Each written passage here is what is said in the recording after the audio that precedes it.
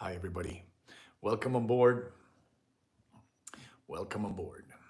Here goes our Tingshas.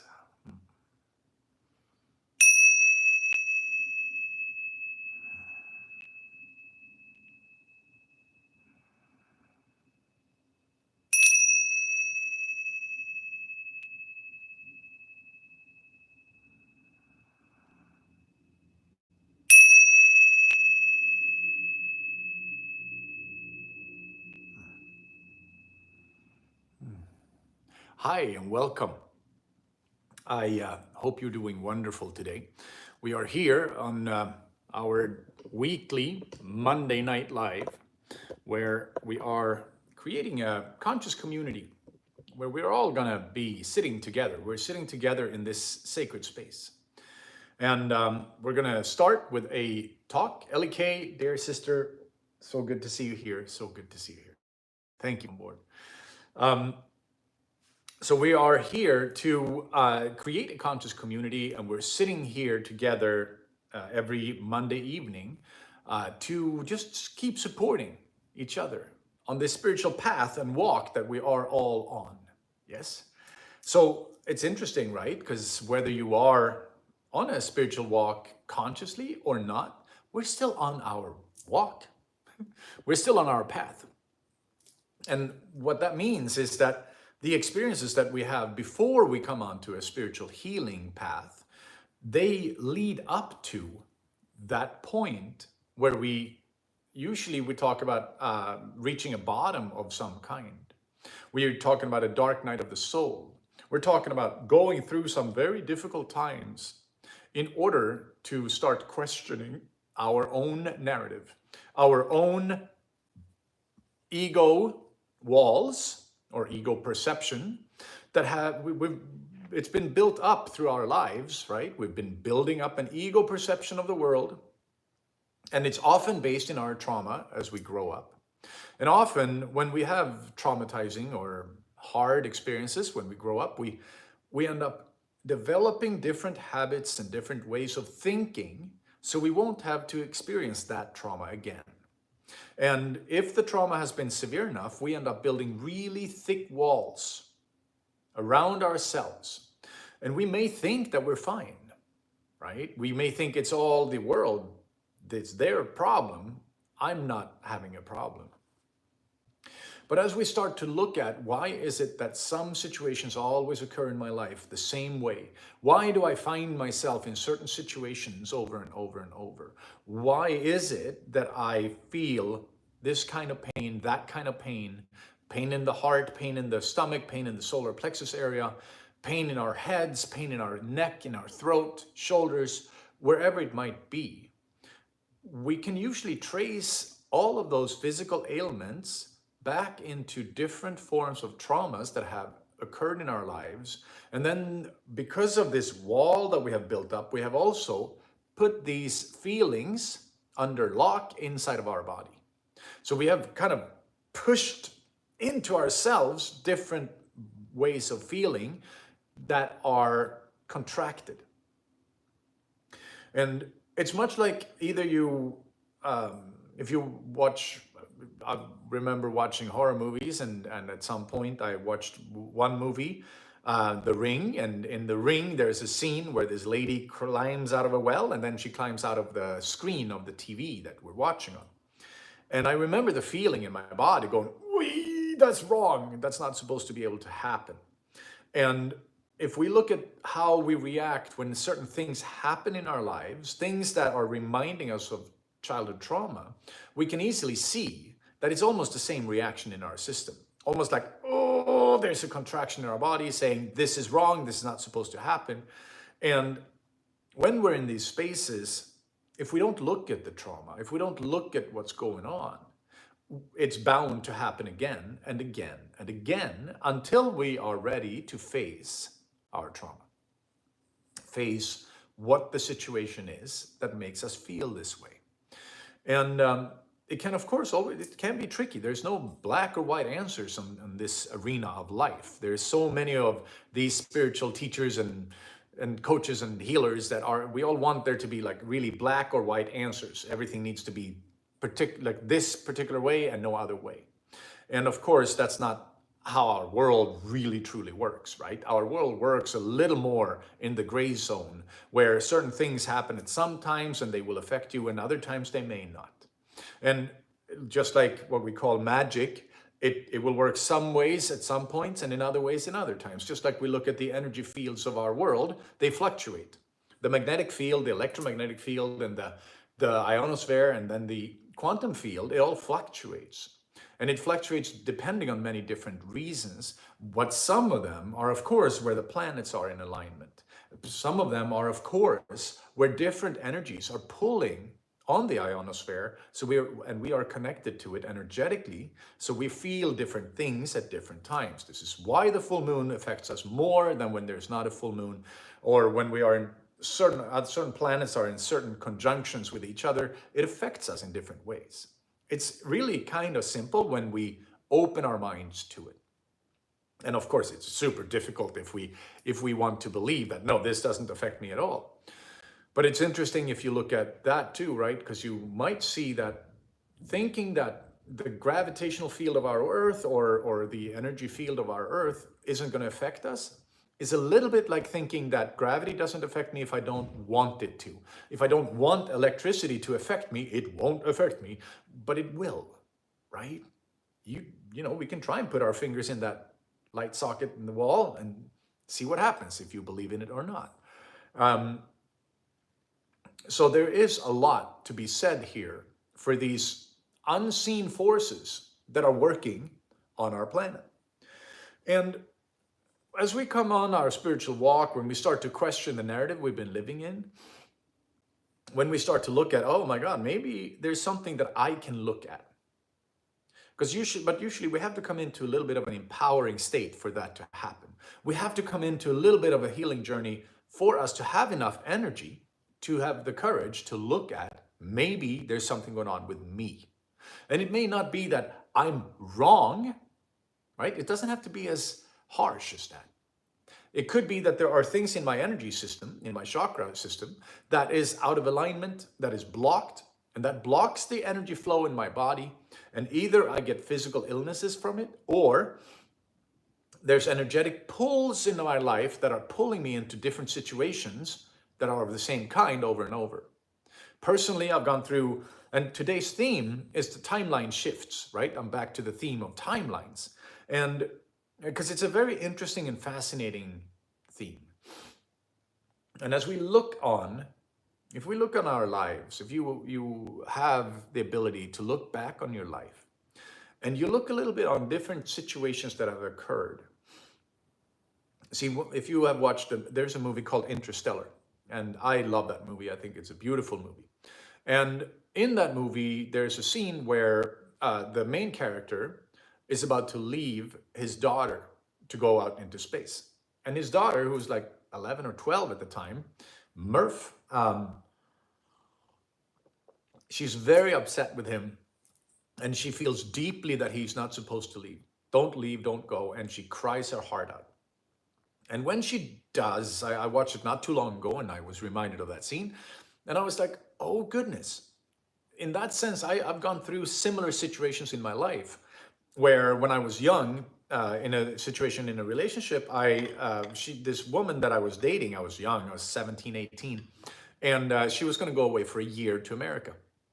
And she did go away for a year to America. And when she did, the night before she left, I broke into little pieces and I cried my little heart out. And I still didn't know why it was such a deep impact on me. It had this huge impact where I just ripped apart, fell into pieces.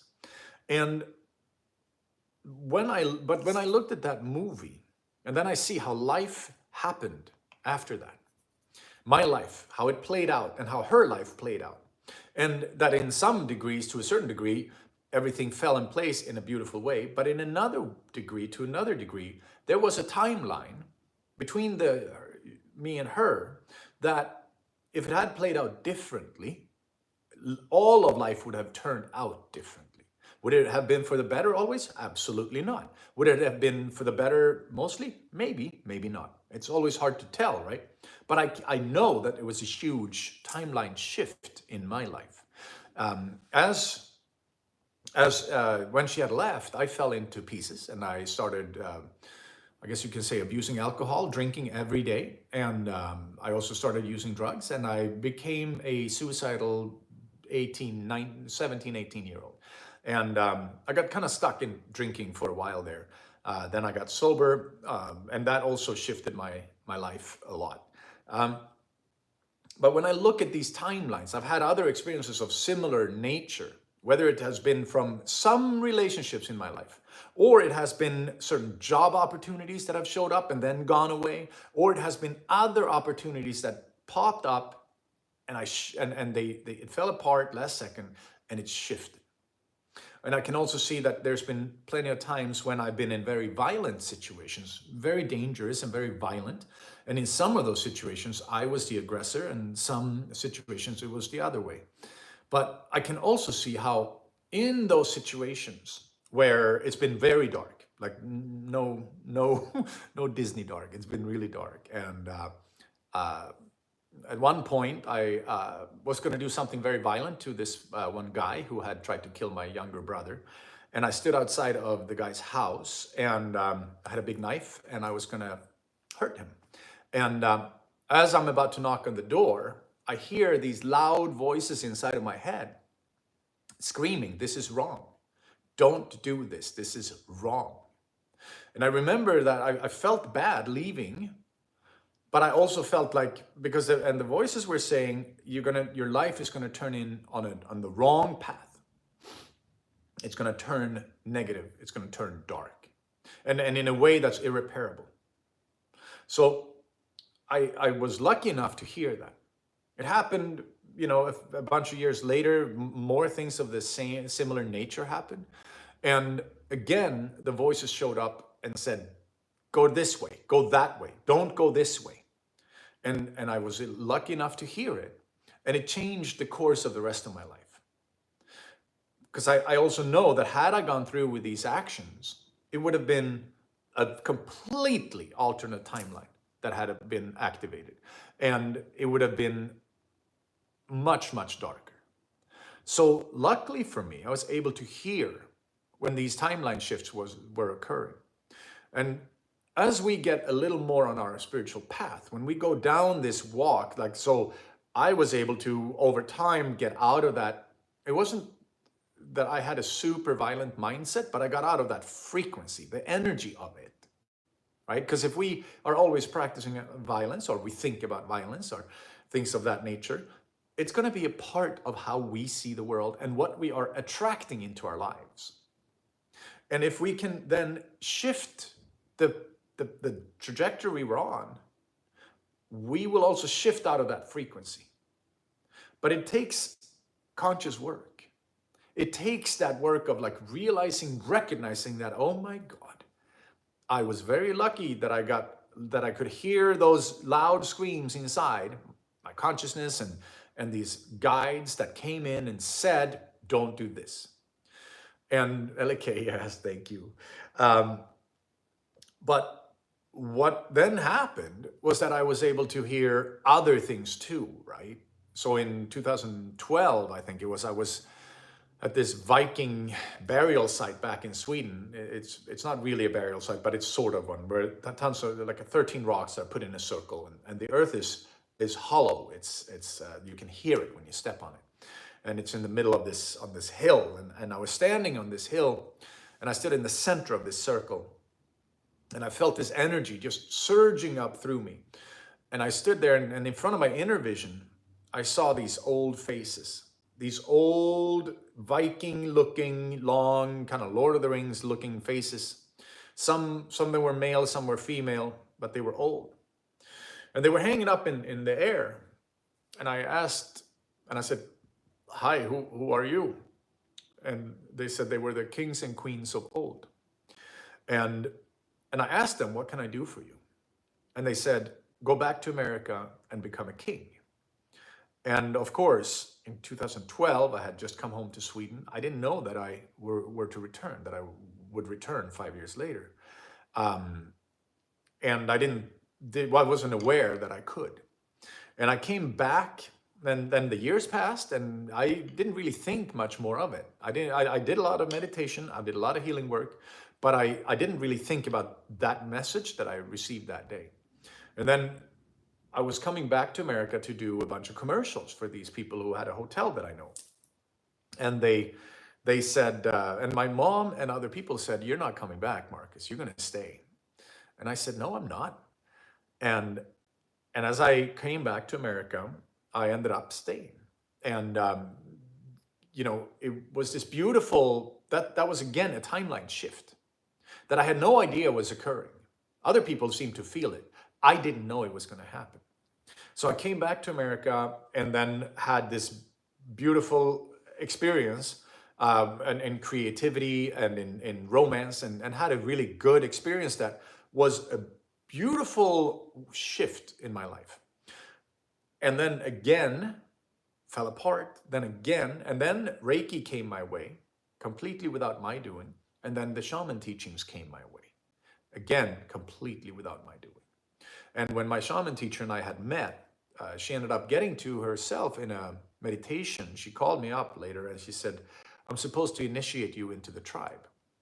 And my guides are telling me I'm supposed to initiate you. And I did not know what that meant. But I went to see her, and we did a 4-day intensive with the medicine journeys and all kinds of medicines, right? It was a beautiful, beautiful, life-changing, life forever changing experience that put me on this shamanic path.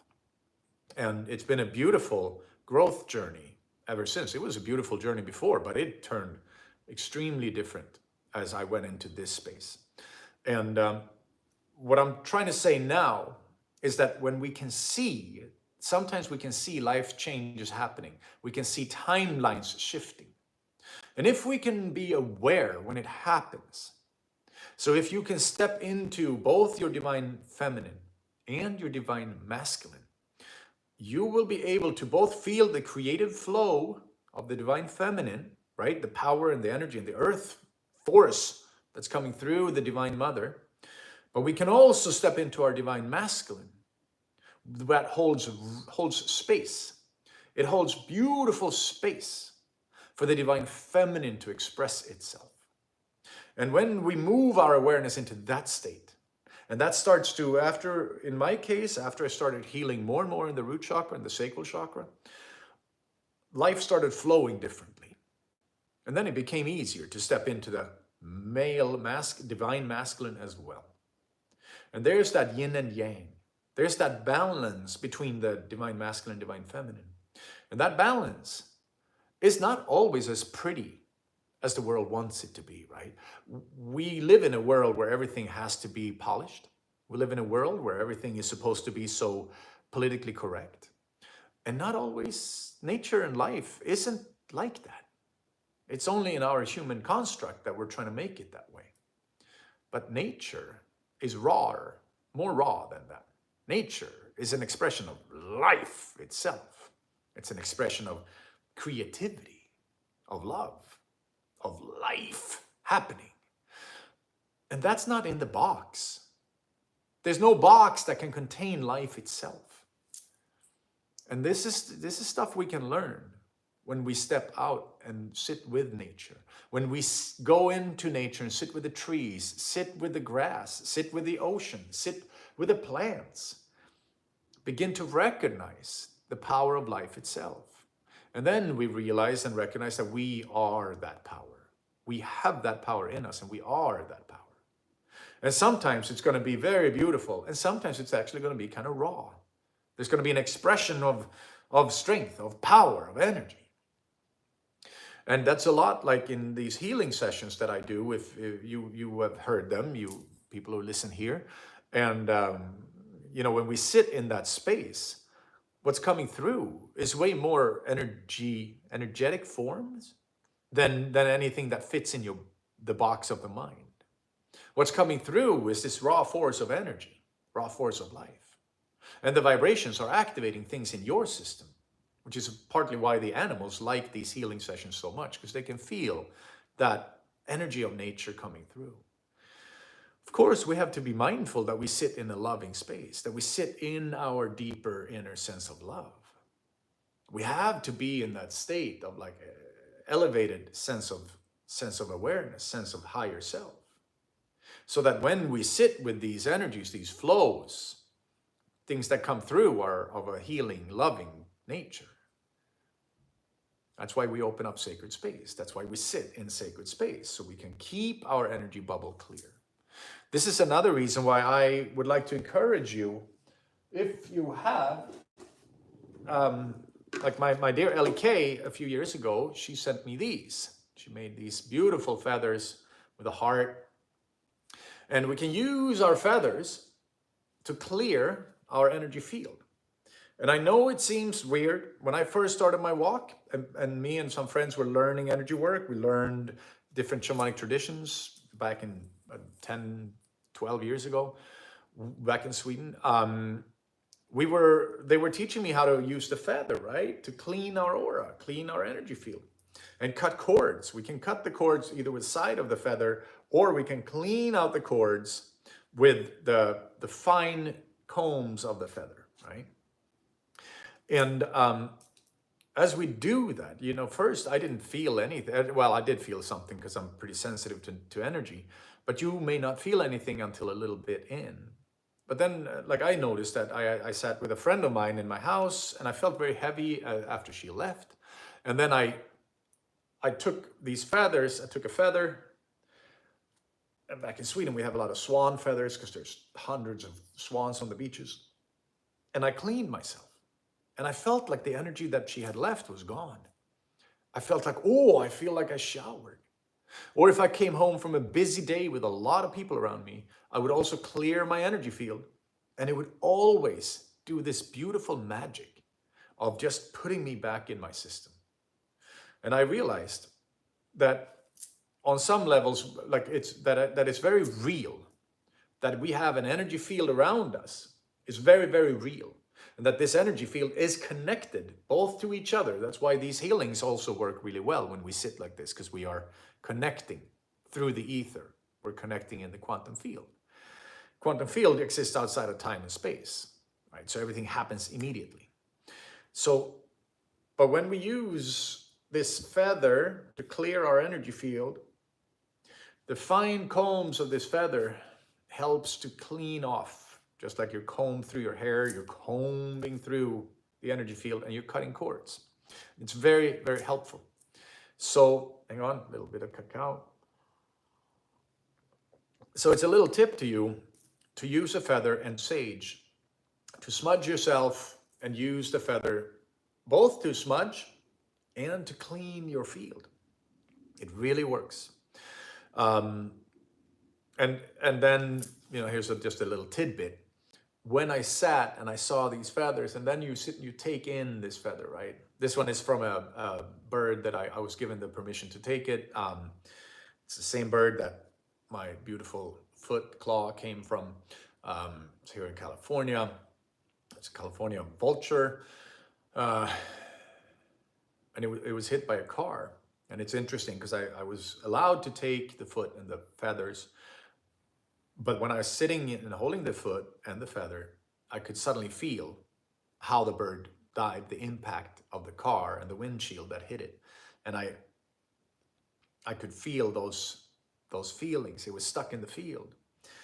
But of course, it's been released over the years, but it was there for quite a while. Just like if you pick up, there's another tidbit. If you pick up different rocks, I had some rocks. This is actually from up in Mammoth. But I had some other rocks. Let me see if I can find one. No, not right now. I had some other rocks, some from Sweden, where I used to live, by the ocean. And when I would hold the rock, I could feel the ocean. I could feel the waves, and I could hear the seagulls flying in the air. And it was interesting to feel the energetic imprint that these different things hold as we become more sensitive to it. So as we then go into this, so the other tidbit about the feather, if you actually sit and you observe a feather, you sit and you watch it. Here's another little lesson, right? I started watching the feather, and you sit with it, and you realize, I realized that this feather has, like, each little comb on the feather is sitting right next to the other one, right? And there are, I don't know if there are thousands here or hundreds here, but there's a lot on a feather, right? They're shaped in a very specific way, put together on this bone, piece of feather bone pen here. And then that is in turn then attached to the bird. Oh, one of those feathers from a peacock. Oh, that's lovely. Yeah. Yeah, that's from you, Ellie. I think it's 3 years ago now or something. But if we sit with watching, we realize that this feather is made so perfect. And then we realize it's connected to hundreds of other feathers on a bird. And then we realize that that's how the bird flies.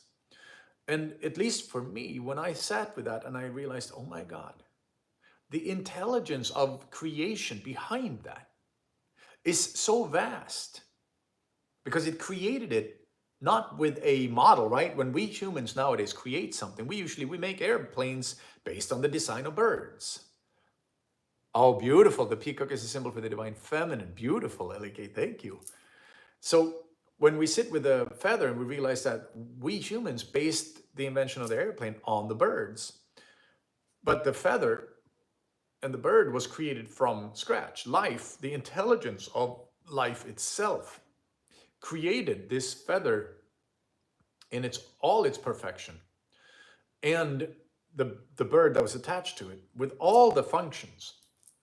We can start to maybe touch the vastness of the intelligence of life itself, the vastness of the intelligence that's way beyond human comprehension.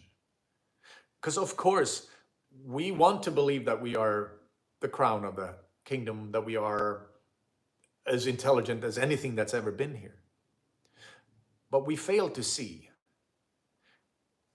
that this was created from scratch by life, right? And that part to me is always mind-blowing when I grasp that, when that lands inside of me. That all the plants, my body, the functions in my body, your eyes, your hearing, it was all created by the intelligence of the universe. And of course, most likely we humans are a split in DNA. We're not just human, we're not just Earth DNA, but that's a different discussion, right? That's a different level of inquiry. What I'm hitting here is just the immense beauty of life, the immense beauty that we are all living in. And it's everywhere, all around us, all the time. And it's the same, that kind of leads down this thought, like you see that chest right behind me, that is a beautiful part of my altar sit here. That chest is made up of wood, and that wood grew out of Earth Mother, the roots into the soil. And the energy of the soil came together, the roots sucked up the vitamins and the nutrients and everything, and became a tree out of the seed. And then the tree grew big, and then we cut it down, and then we made, through manipulating materials, we made the chest. And of course, it's beautiful what we make. We don't want to take away from that beauty. But we also want to recognize that it was already created. We just manipulated it into a different form. And that's when we can start to realize that everything we touch, everything we wear, everything we hold, everything we eat, everything we drink, everything we breathe is made out of Earth Mother. And when we drive our car, well, we made the steering wheel, humans made the steering wheel. No, we did make the steering wheel, but the material for the steering wheel was made by Earth Mother. We're just good at manipulating matter. So this is just a way to expand our awareness of what's going on around us. And if we look at then a timeline shifts, when you come from the dark places that I've been in, like some very dark places, some very, very, very dark places, when you come from those places where all your attention is sucked into how you're going to survive, or how you're going to get even, or how you're going to get food, or how you're going to make enough money for rent, or whatever it might be, then our attention and awareness is so caught up in that fairly low level, like I got to survive mentality, that we don't really have a chance to expand our awareness and see the beauty of life. That it's really hard when we're in the middle of fighting for our lives to stop. Take a breath. Bring that life-giving oxygen into our body. To stop and do that. And become aware of everything that's going on within us and around us and between us.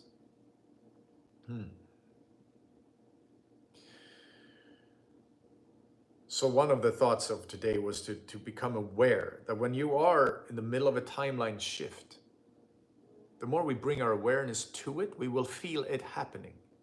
We can see when it happens, and we bring awareness into our conscious intentionality of living. So instead of being victims of other people's actions or victims of circumstances, we may be able to see, okay, so if I make this choice now, even if it hurts now, it's going to lead me to something much better later. And it's not about, just fight through it. It's more about, can I make a conscious choice of either facing this hardship right now and get through it so I get a little stronger and I can come out the other side? Or if I have hardship, if I consciously choose to avoid it, that can of course be good depending on what hardship it is, depending on where we are in the choices. But it can also be tricky because we might have been pushed out of our timeline. And when we are not consciously aware of where our timeline is going, when we're more like those leaves in the wind, going wherever the wind turns, then it's really easy to not feel like we're in charge of our lives. It's really easy to become more victims. And again, then we are not in charge of what happens in here.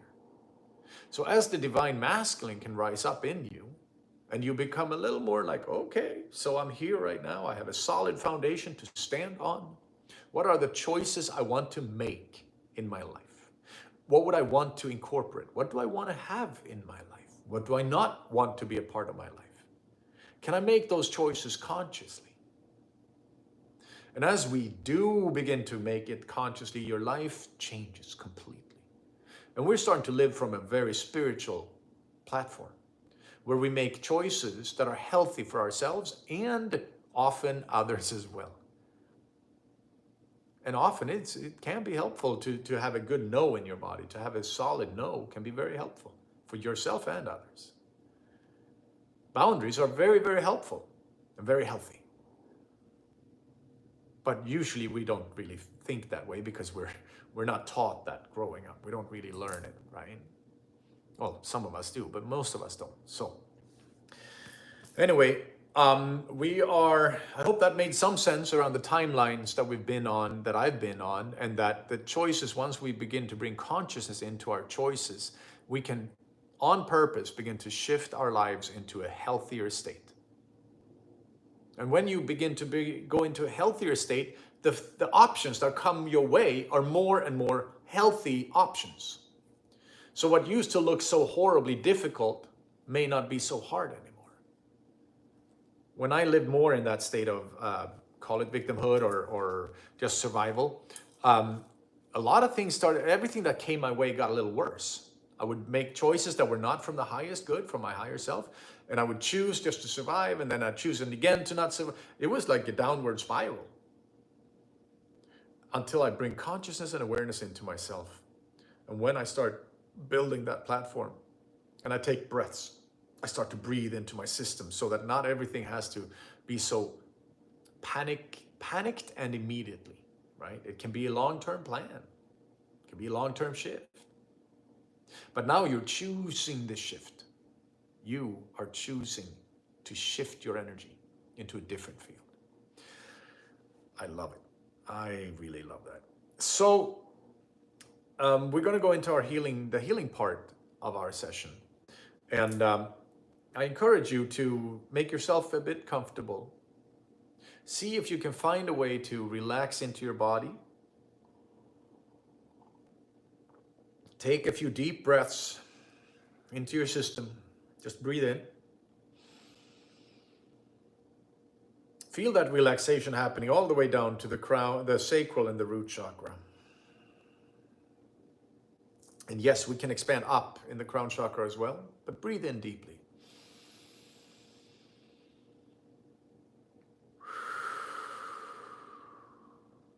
And now I would like for you to set an intention for this healing session, whatever you would like to release out of your system.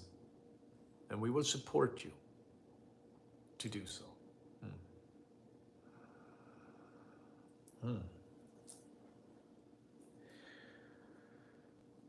Keep taking a few deep breaths.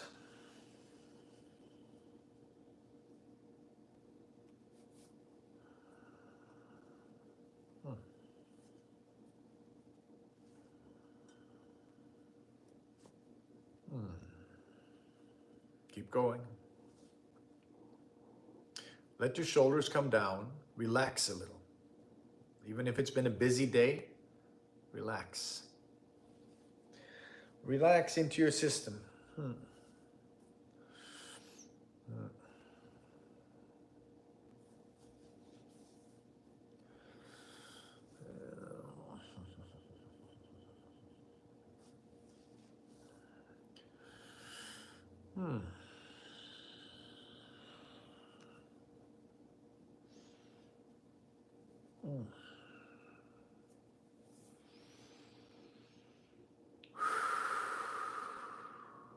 There it is. Keep relaxing. Move your awareness into your heart and your sacral chakra. Feel that sense of self-love and self-worth that's spiraling up in your body. It's moving up. Feel into the sacral chakra.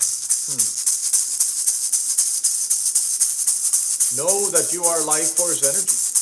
Know that you are life itself. And we know that the expression of life doesn't need validation to be okay. It doesn't need anybody else to be expressing itself.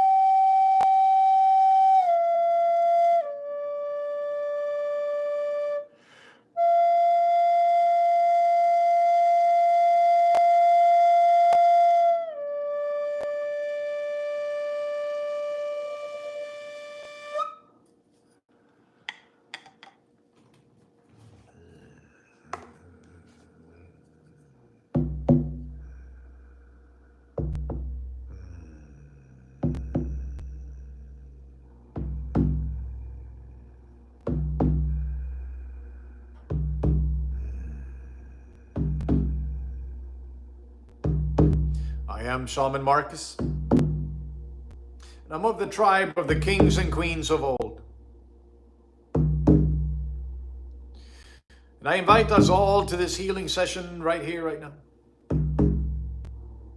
We are all meeting in the quantum field of life itself, in the realm of the unseen.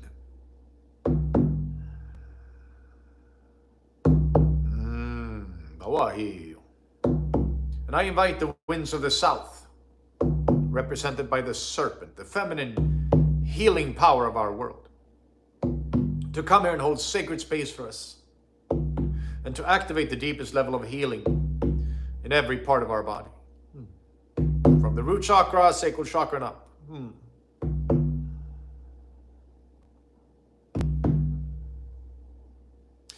And we have the winds of the east, represented by the condor, the eagle, and the dragon. These are the seers into the unseen. They guide us into that realm. And we ask that they hold sacred space for us, and that they guide us in the realm of the unseen. We have the winds of the north, represented by the raven. The raven is the all-knowing sage of our world. We ask that the raven activate the deepest level of knowing in every part of our body, every strain of DNA in our system, every fiber of energy in our system. May it vibrate to the highest knowing. Your energy body, your physical body, your emotional body, your mental body, and your spiritual body. May it be vibrating in the highest knowing. And that the raven may hold sacred space for us as well. We have the winds of the west, represented by the jaguar. And the jaguar is the holy warrior of our planet. We ask that she hold sacred space for us, and that she lend us her courage into our hearts. So we dare to step up to that light warrior space inside of us. We have Pachamama, Earth Mother, and Father Sky, Father Sun, holding us in their loving embrace from the direction below and the direction above. Life-giving support from Father Sky, gravity, the loving embrace from Earth Mother, and the support. Everything in our system originated out of Earth Mother.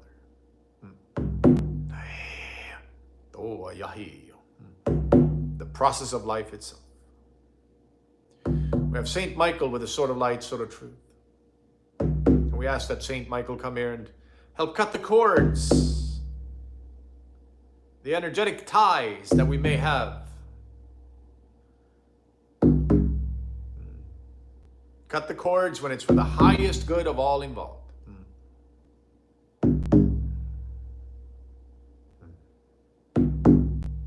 And then we come back to power animals. We talk to Stangl the dragon, Maya the wolf, and Beo the bear. Our power animals who are here to help facilitate this healing session, and to guard our sacred space. We have Sam and his brothers, our spirit guides.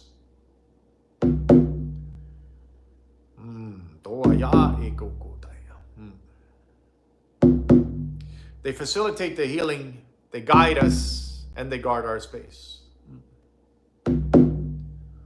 We also say thank you to the tribe of kings and queens of old, that we are sitting here together. We say thank you to Ombute and her loving energy, her loving support.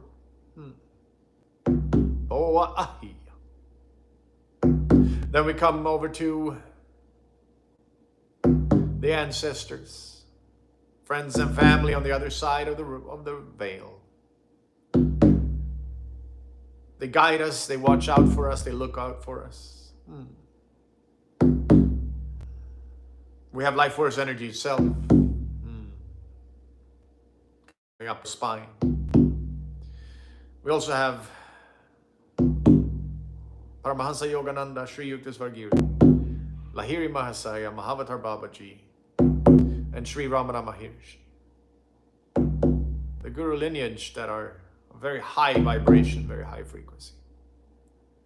And lastly, we come to the Norse powers. We come to Odin with wisdom and power. We come to Freya with a life force the dance of life. We come to Thor with that strength and courage. We have Stafner and Rafner, and we have Hugin and Munin. Tawa yahi yokotai.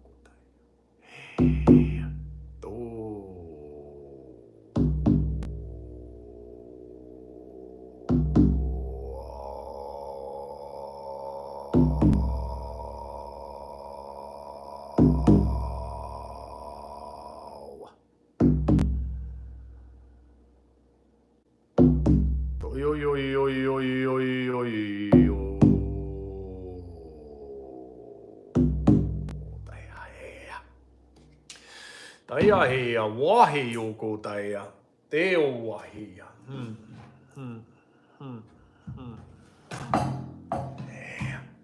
Teo yo yo yo yo yo yo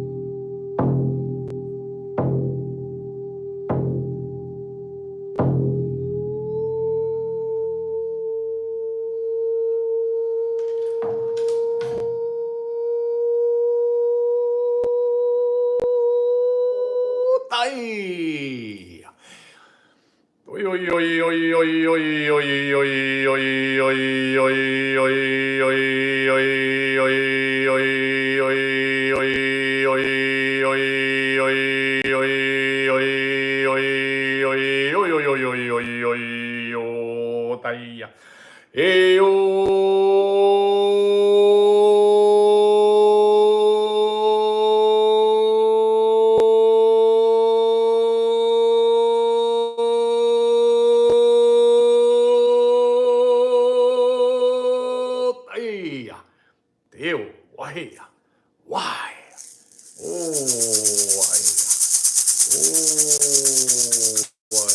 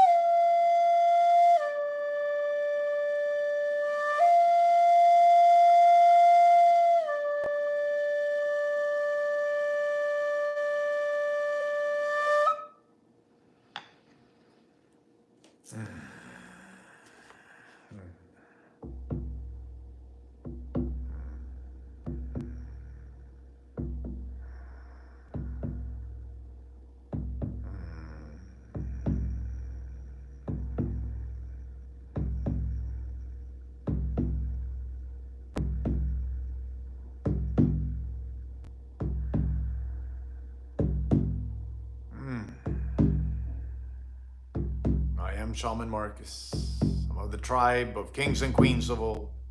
And I'm so grateful that we get to sit here. We share these moments of healing energy. We give great thanks to the winds of the south, winds of the east, winds of the north, winds of the west. And we give great thanks to Earth, Mother, Pachamama, and Father Sky, Father Sun. We give great thanks to Saint Michael with his sword of light, sword of truth. To Stungle the dragon, Maya the wolf, Bayo the bear, we say thank you. To Sam and his brothers, we say thank you.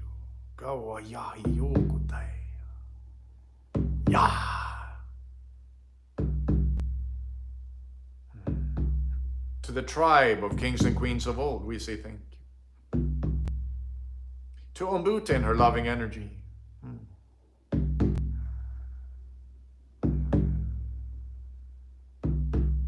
To the ancestors, the friends and the family on the other side of the veil, our guardian angels, we say thank you.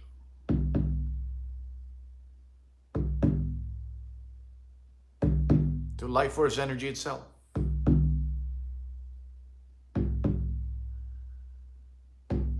To the Guru lineage, Paramahansa Yogananda and everyone else, we say thank you. Thank you. We say thank you to Odin and Freya and Thor, Stafner and Rafner, and Hugin and Moon. We say thank you to you for bringing yourself here, being a part of this healing journey. We speak much love, much light, much power on you. Much light, much love, much power on you. Much light, much love, much power on you. Tawa yahi. Toyo.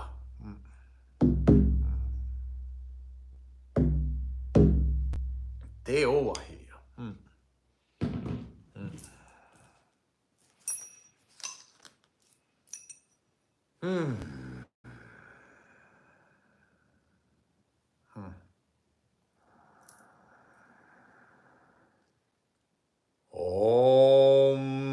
Namah Shivaya Gurave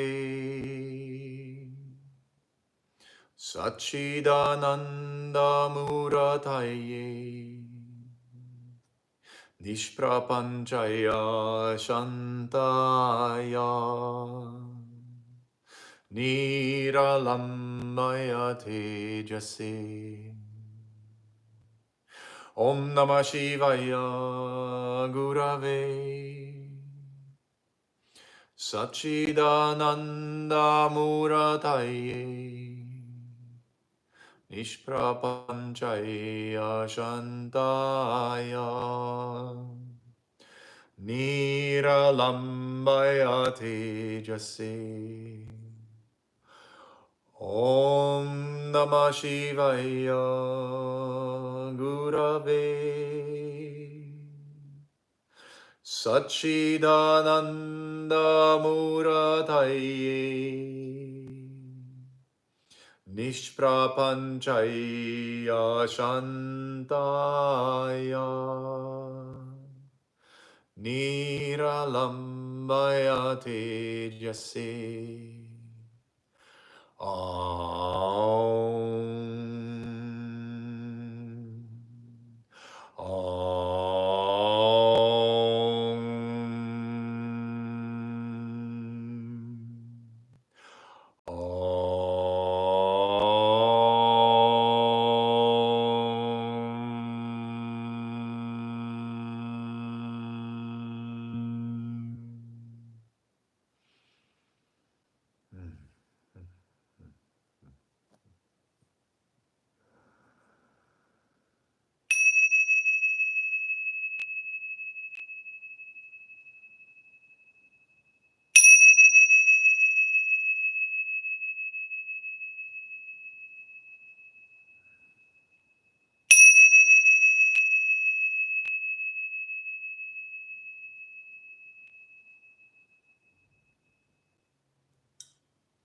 Thank you, LK. That was a beautiful comment. Thank you, everybody.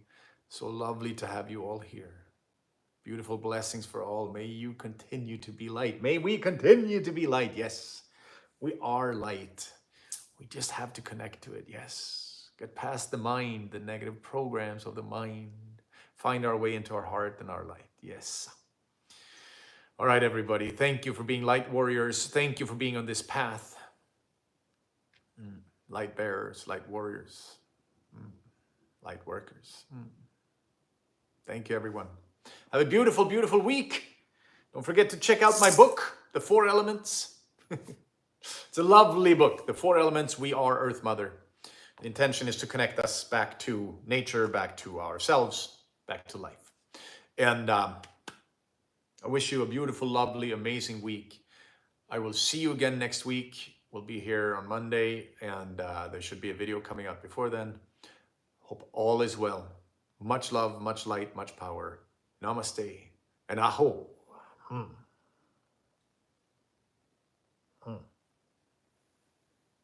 Namaste.